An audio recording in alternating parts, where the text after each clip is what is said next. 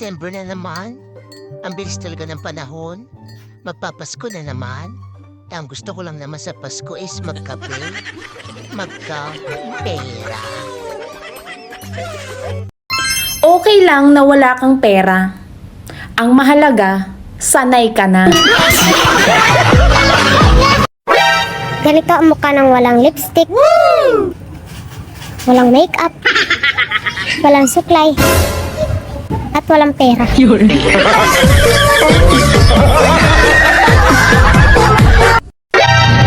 Hindi ka depressed. Hindi ka rin stress. At lalong, hindi ka rin malungkot. Nangihina ka lang kasi wala kang pera. Ganun yun.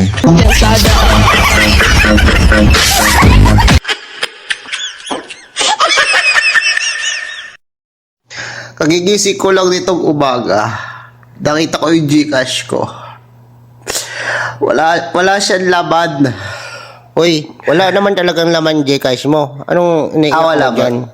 Kung makareklamo ka kay Gcash? Ay, hindi ba nirereklamo yan? Hindi, ang nagrereklamo lang yung may pera sa Gcash tas nawala. Kala ko.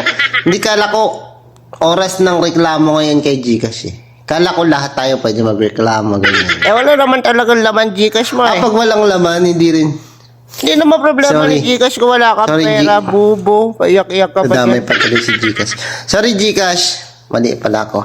Sabi mo kay Sige Gcash na wala utak mo, bubo. Sorry nga eh.